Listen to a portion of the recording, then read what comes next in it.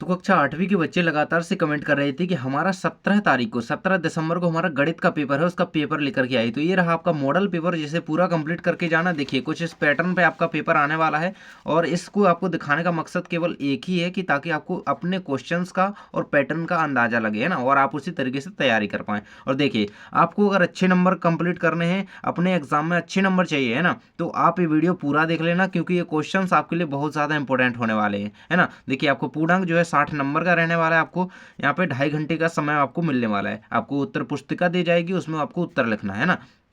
तो हम एक एक करके आपको सभी प्रश्नों के उत्तर बताते हैं। बिल्कुल पूरे क्वेश्चन याद करते जाना, साथ में अपना अध्ययन भी आपको सुनिश्चित रूप से जारी करना है। देखिए सबसे पहला हमारा बहुविकल्पीय रूप में क्वेश्चन आते हैं। आपने जैसा कि पेपर हिंदी का अच्छी तरीके से कर लिया होगा। देखिए तो 1 से 5 तक आपके एक एक नंबर के प्रश्न आते हैं। देखिए यहाँ पे कह रहा है प्रत्येक प्रश्न के लिए 4 विकल्प दिए गए हैं, सही विकल्प चुनकर अपनी उत्तर पुस्तिका में लिखिए, है ना। तो देखिए सबसे पहले आपका प्रश्न क्या कह रहा है कि 2/3 की, है ना, 2/3 की समतुल्य प्रमेय, है ना, समतुल्य परिमेय संख्या है। तो 2, 3/2, 4/6 या 4/9 या 9/4। तो देखिए 2/3 की बात कर रहा है ना। देखिए ये 4/6 लिखिए ना, यहाँ पे ये लिखिए ना 4/6। देखिए इसको काटेंगे, 2 दूनी 4, 2 तिया 6, तो 2/3 की ये आ गई ना, 2/3 की समतुल्य क्या हो जाएगी ये, जबकि ये सारी नहीं कटेंगी। तो इसका राइट आंसर आपको क्या लगाना है, सी नंबर ऑप्शन। नेक्स्ट है आपका किसी चतुर्भुज के चारों अंतः कोणों का योग होता है। तो 180 अंश, 270, 300 डिग्री या 360। तो देखिए चतुर्भुज की बात की जा रही है, तो क्या 360 डिग्री होता है। आंसर इसका याद रखना। अगर त्रिभुज की बात की जाए, त्रिभुज के तीनों कोणों का, तो वो होता है 180, है ना। ये आप याद रखना इसका। त्रिभुज का अगर पूछा जाए, है ना, त्रिभुज के तीनों कोणों का योग कितना होता है, 180। ये क्या है, ये चतुर्भुज का है। किसका है, चतुर्भुज का। तो बिल्कुल इस तरीके से आप बिल्कुल सभी को याद करके चलो। नेक्स्ट हमारा आ जाता है, जब एक सिक्के को उछाला जाता है तो चित्त प्राप्त करने की प्रायिकता क्या है। तो चित्त प्राप्त करने की प्रायिकता हो जाएगी आपकी 1/2, है ना। तो इसको आंसर याद रखना। नेक्स्ट हमारा आ जाता है घन। 100 के घन में शून्य की संख्या कितनी है। आप 100 का घन आपको निकालना होगा। तो कितनी, 100 के घन में शून्य की संख्या होती है 6, है ना। 6 शून्य होते हैं। मतलब इस तरीके से आप लिखते जाएंगे, 1 2 3 4 5 6। ये 100 का घन है, 100 का घन है ना। तो ये होगी 100 के घन में कितने संख्या, 3 और 3 6। तो ये आपका आंसर क्या लग जाएगा, 6।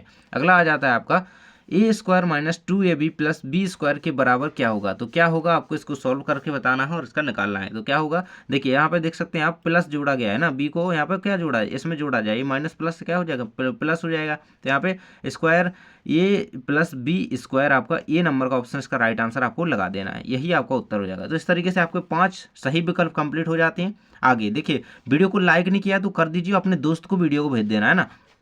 देखिए 6 से 10 तक आपके रिक्त स्थान आते हैं, जो कि एक एक नंबर के ही रहेंगे। देखिए 6वें नंबर का प्रश्न है आपका, समीकरण 5x = 10 का मान खाली स्थान होगा। तो क्या होगा, 5x = 10 की मान कर रहा है। तो इसमें देखिए इसको कैसे सॉल्व करेंगे आप, कैसे लिखा है, 5x = 10 लिखा है ना। तो देखिए x बराबर क्या करेंगे, 10/5, और 5 दूना 10। तो x बराबर क्या आ जाएगा, 2 आ जाएगा आपका। तो इसका आंसर आपको क्या भर देना है, यहाँ पे 2 होगा, है ना। ये आपका उत्तर हो जाएगा। अगला है आपका 12 का वर्ग। तो भाई सभी को पता है, सभी मेरे प्यारे बच्चे, सभी को पता है आपको, 144 होता है। 12 का 13 का क्या होता है, आप लोग कमेंट में बताइएगा 13 का वर्ग क्या होता है।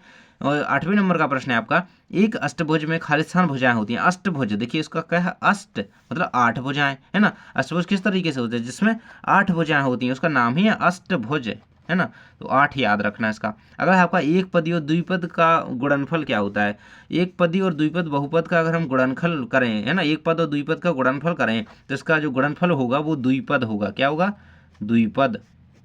देखिए प्रश्न में भी कभी कभी आंसर लिखा होता है, इसलिए प्रश्नों को ध्यान से पढ़िएगा। देखिए इस तरीके से हमारे यहाँ तक कंप्लीट होते हैं। आप चलिए 10वें नंबर का प्रश्न आपका देख लेते हैं। देखिए तो आ जाता है आपका 10 नंबर का प्रश्न, बेलन के आयतन का सूत्र क्या होता है। तो देखिए जिसने भी अच्छे से पढ़ रखा है, πr²h, यही आपका इसका उत्तर है, πr²h, है ना। ये पाई बना है, सभी जानते होंगे आप लोग। तो चलिए देख लेते हैं आपके अति लघु उत्तरीय प्रश्न। यहाँ से आपके क्या जाते हैं, 2-2 नंबरी प्रश्न भैया। देख लीजिए 2-2 नंबरी, है ना। पूरे क्वेश्चन करके जाना, एक भी क्वेश्चन छोड़ना नहीं है।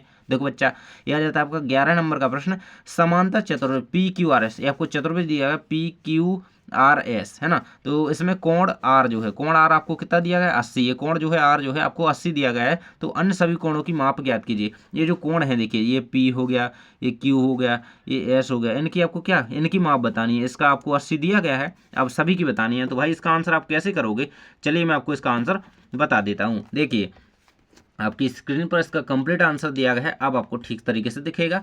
देखिए किस तरीके से करना है। कोण पी जो उसके सामने है, सम्मुख कोण हमेशा क्या होते हैं, बराबर होते हैं, आप सभी ने पढ़ा होगा है ना।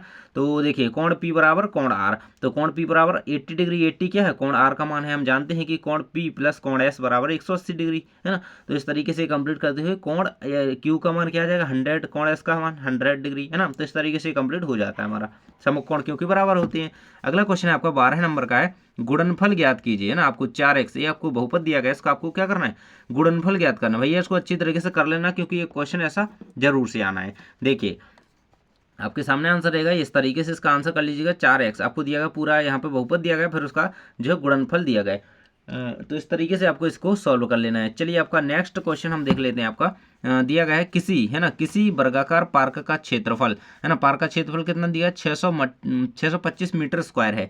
इस पार्क की एक किनारा यानी कि एक भुजा ज्ञात करनी है, पार्क की इतना बड़ा पार्क है, उसकी एक भुजा ज्ञात करनी है केवल। तो इसका आंसर आप कैसे लिखोगे, देखिए भुजा स्क्वायर आपने सूत्र इसका पढ़ा होगा, 625 है, 25 का क्या होता है स्क्वायर रूट होता है, तो ये 25 मीटर एक भुजा होगी उसकी, तो ये आपका आंसर आ जाएगा। नेक्स्ट क्वेश्चन आ जाता है आपका, वर्ग ज्ञात कीजिए 44 का और 24 का, यानी कि आपको वर्ग बताना है। तो भाई 44 का वर्ग क्या होता है, आप सभी को पता होगा 1936 होता है। 44 का क्या होता है 1936 होता है, और 24 का क्या होता है 576। आप सभी को इसके पता ही होंगे, 44 का रहेगा, ये 24 का रहेगा। तो इस तरीके से इसका उत्तर कर लीजिएगा, यही इसका उत्तर है ना। ये रहेगा आपके 14वें नंबर के प्रश्न का उत्तर है ना, सामने दिया गया है, इसको अच्छी तरीके से कंप्लीट कर लेना। अगला है आपका 15 नंबर है, एक ऐसे घन की भुजा ज्ञात कीजिए जिसका पृष्ठीय पार्श्व पृष्ठीय क्षेत्रफल जो है 400 सेंटीमीटर क्यूब है। क्या है 400 सेंटीमीटर क्यूब आपको पार्श्व पृष्ठीय क्षेत्रफल की दिया गया है, आपको भुजा ज्ञात करनी है, यही भुजा ज्ञात करनी है जो यहाँ पे करी है हमने। चलिए आपको दिखा देता हूँ 15 का उत्तर। तो देखो चैनल को सब्सक्राइब भैया कर लेना क्योंकि आपका अगला अंग्रेजी का पेपर है भैया ना। देखिए घन का पार्श्व पृष्ठीय क्षेत्रफल 400 आपको दिया गया है ना, और इसका सूत्र क्या होता है भुजा का निकालने के लिए है ना, एल स्क्वायर की भुजा, स्क्वायर घन की भुजा क्या होती, तो एल स्क्वायर 4 एल स्क्वायर करेंगे, ये आपका 400 आपकी दी गई है जो कि है ना, और एल स्क्वायर बराबर फिर ये 4 कहाँ पे आ जाएगा, पक्षांतर करके यहाँ पे नीचे आ जाएगा, बटा में आ जाएगा, फिर इसका भाग दे देंगे काट पीट करके, हमारा एल कितनी आ जाएगी घन की वजह 10 आ जाएगी आपकी। नेक्स्ट हमारा क्वेश्चन आ जाता है, हल करना है आपको। देखिए एक बहुपद और दिया गया इसी की तरह क्वेश्चन है ना, देखिए ये बहुपद दिया गया, इसको आपको सॉल्व करना है। तो चलिए इसका आंसर आप किस तरीके से करिएगा, देखिए आपके सामने मैं आंसर रख देता हूँ, ये आपका इसका कंप्लीट आंसर रहेगा भैया, स्क्रीनशॉट ले लेना। 5x - 3 बराबर x + 2 ये आपको दिया गया है। इसके बाद करेंगे, देखिए पक्षांतर करेंगे तो x को इस तरफ लाएंगे है ना, तो ये 2 और 3 इस तरफ जाएगा तो ये प्लस का हो जाएगा, ये माइनस का है, ये प्लस का इस तरफ आते हुए प्लस का हो जाएगा है ना। अब देखिए अब ये हमारा इस x में से ये x है जो आपका एक है ना, ये 2 और 3 कितने हो जाएंगे, ये 2 और 3 यहाँ पे 5 आ जाएंगे हमारे है ना, और इसमें से एक x घट जाएगा, 5x - x, मतलब 5x में से एक x चला गया तो कितना बचा 4x, 4x को यहाँ पे 4 बटे में आ जाएंगे, तो x बराबर 5/4 आपका आंसर हो जाएगा। अगला आपका आ जाता है यहाँ पे, देखिए यहाँ से हमारे अति लघु उत्तरीय प्रश्न है जो कि हमारे 3-3 नंबर के रहेंगे है ना, तो चैनल को सब्सक्राइब कर लो जल्दी से। अगला है आपका 17 नंबर का, एक चतुर्भुज के 3 कोण बराबर हैं, चौथे कोण की माप 120 डिग्री है, बराबर कोणों में से प्रत्येक की माप ज्ञात कीजिए ना, बराबर कोणों में आपको क्या करना है प्रत्येक की माप ज्ञात करनी है। तो देखिए इस तरीके से आपको इसका कंप्लीट आंसर कर लेना है, ये रहेगा आपके सामने इसका आंसर, देख सकते हैं ये आपका कंप्लीट आंसर इसका दिया गया है ना, ये रहेगा। देखिए ये आपको कोण दिए गए हैं 120 दिया गया है ना, तो ये रहेगा इस तरीके से आप उसका चित्र बनाइएगा, ये आपको पूरा कंप्लीट इसका आंसर, एक x आपका कोण आ जाएगा आपका 80 डिग्री, और ये रहेगा आपका पूरे कोण जो है इस तरीके से बराबर हो जाएंगे है ना। चलिए अगले क्वेश्चन को आपके देख लेते हैं, अभाज्य गुणनखंड। देखिए अभाज्य गुणनखंड विधि से क्या करना है आपको 27,000 का है ना घनमूल ज्ञात करना है, 27,000 का क्या घनमूल, और कौन सी विधि से अभाज्य गुणनखंड, इसमें क्या आपको एलसीएम करना होता है पूरा है ना। देखिए ये रहेगा इस तरीके से करेंगे, फिर इस तरीके से पेयर बनाएंगे है ना, जितने जितने के पेयर बन रहे हैं उतने उतने को तोड़ करके लिखेंगे। देखिए 3-3 के पेयर बन गए तो 3 में से एक ले लेंगे, 3 में से एक ले लेंगे, फिर 3 में से एक 5 को ले लेंगे, तो इस तरीके से इनका जो गुणा करके हमारा 30 इसका राइट आंसर आपका आ जाएगा, कर लीजिएगा। नेक्स्ट हमारा आ जाता है किसी सम बहुभुज के बहिष्कोण का अंतः कोण से अनुपात जो है 1:4 है। क्या है 1:4 दिया गया, इस बहुभुज की भुजाओं की संख्या ज्ञात कीजिए है ना, इसकी संख्या आपको ज्ञात करनी है, 3 नंबर का आपका प्रश्न है। तो चलिए इसका आंसर आप किस तरीके से लिखिएगा, देखिए आप सबसे पहले देखिए आपको क्या दिया गया है भैया, इसमें 1:4 है ना, ये दी गई हैं भुजाओं का अनुपात दिया गया है। माना कि अंतः कोण है ना, एक्स बराबर बाह्य कोण, देखो भाई मानना पड़ता है, मैथ है ना, सपोज दैट जो चलेंगे इस तरीके से। भुजा की संख्या आपकी कितनी आ जाएगी यहाँ पे 10, इसका राइट आंसर आपका आ जाएगा, तो इसको कंप्लीट कर लेना। नेक्स्ट हम क्वेश्चन आपका देख लेते हैं। देखिए माल से लदा हुआ एक लोडिंग ऑटो 25 मिनट में 14 किलोमीटर चलता है ना, यदि चाल वही रहे तो 5 घंटे में कितनी दूरी तय करेगा। मतलब देखिए 25 मिनट में कितना 14 किलोमीटर चलता है, और मतलब उसी उसी स्पीड से चले तो वह 5 घंटे में कितने दूरी तक चलेगा, है ना। 25 मिनट में 14 किलोमीटर जा रहा है ना, इसको ध्यान दीजिएगा। आगे देख सकते हैं यहाँ पे तय की दूरी कितनी है हमारी किलोमीटर में, 14 किलोमीटर जा रहा है, समय 25 मिनट में। अब भाई तो आगे हमारा देखिए आगे ज्ञात करनी है दूरी, 300 आपका जो है मिनट यहाँ पे दे दिए, और इसका हम यहाँ पे इस तरीके से करेंगे सामने गुणा, और ये हमारा 5x इसका गुणा हो जाएगा, बज्जो गुणन कर रहे हैं एक तरीके से ना, इसका हो जाएगा इसमें 25x आ जाएगा आपका, और 300 का 14 में इस तरीके से करेंगे, तो ये आगे हमारा इस तरीके से होते हुए 168 किलोमीटर यहाँ पे चल जाएगी, कितने में 5 घंटे में, है ना। 5 घंटे में कितने 300 मिनट होते हैं, आप सभी ने यहाँ पे लिख लिए पहले। चलिए आगे देख लेते हैं आपका, इस तरीके से आपको दिया भी गया था क्वेश्चन में ना। देखिए अगला क्वेश्चन आपका आ जाता है 21 नंबर का भाई। तो साकर ने एक कूलर 10% कर, है ना, 10% कर सहित यानी कि टैक्स कर सहित जो है मतलब उसका कर्ज ब्याज सहित 4400 में खरीदा। बेट जुड़ने से पहले कूलर का मुख्य मूल्य जो है ज्ञात करना है आपको, है ना। उसने ब्याज पे उसे खरीदा है और उसका आपको मूल्य ज्ञात करना है, कुल मूल्य। तो यहाँ पे 4000 इसका राइट आंसर आ जाएगा, इसको कंप्लीट आपको कर लेना है, स्क्रीनशॉट इसका ले लीजिएगा। देखिए ये रहेगा आपकी स्क्रीन पर, ए आपको ठीक दिख रहा है ना, देखिए स्क्रीनशॉट ले लीजिएगा इसका। चलिए अगला क्वेश्चन आपका आ जाता है, एक ऐसे बेलन की ऊंचाई, देखिए आपको क्या हाइट ज्ञात करनी, क्या हाइट यानी कि ऊंचाई, जो कि जिसकी त्रिज्या क्या 14 सेंटीमीटर, आर बराबर कितनी आपको 14 सेंटीमीटर दी गई है, आर मतलब त्रिज्या होती है ना, आर आपको 14 सेंटीमीटर दी गई है, और पृष्ठीय क्षेत्रफल आपको इसका दिया गया 1936 सेंटीमीटर स्क्वायर। तो चलिए मैं आपको इसका उत्तर बता देता हूँ। इसका उत्तर आपको किस तरीके से करना है, बेलन की ऊंचाई ज्ञात करनी है, तो ऊंचाई आपकी 8 निकल करके आ जाती है, 8 सेंटीमीटर, है ना। देखिए इस तरीके से इसका आंसर 14 आर दी गई है आपकी, एच आपको ज्ञात करनी है ना, इसी तरीके से लिखोगे तो आपका एक नंबर नहीं कटेगा, है ना।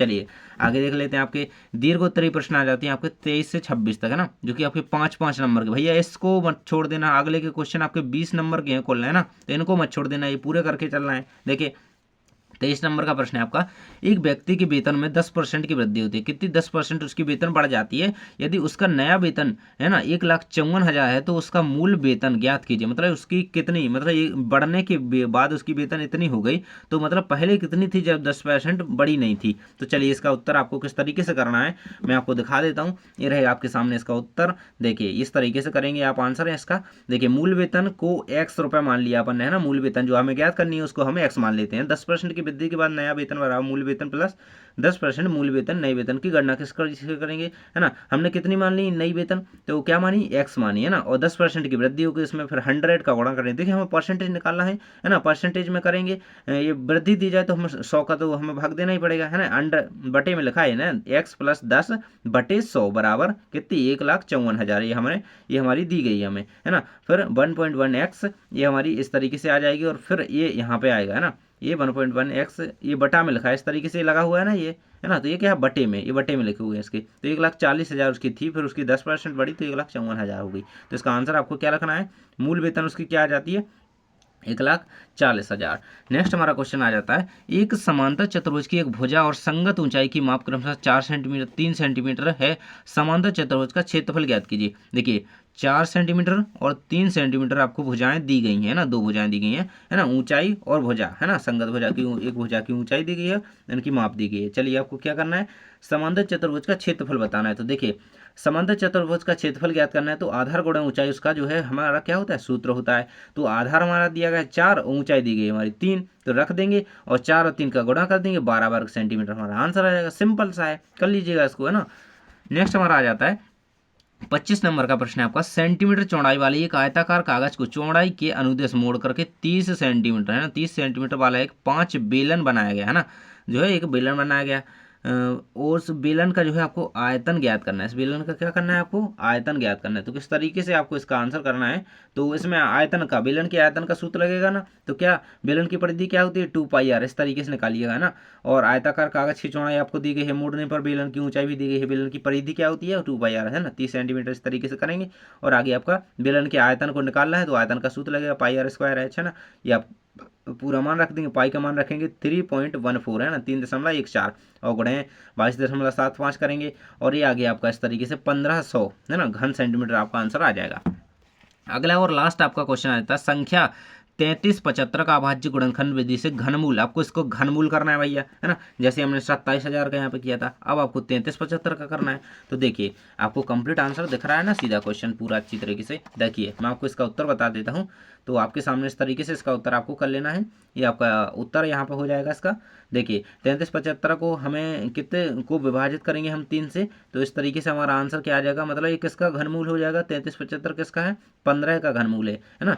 15 का ये जो होता है घनमूल होता है, तो इसको याद रखिएगा आप, है ना। ये आपका रहेगा, इस तरीके से इसको कर लेना है ना। ये रहेगा आपका 15 का घनमूल 3375, तो ये इसका 15 आंसर इसका हो जाएगा। तो इस तरीके से हम आपके काफ़ी सारे क्वेश्चन कवर करवा चुके हैं। इन क्वेश्चन को अच्छी तरीके से करके जाना कंप्लीट, और आप अच्छी तरीके से प्रदर्शन करेंगे पेपर में, उसके लिए ऑल द बेस्ट।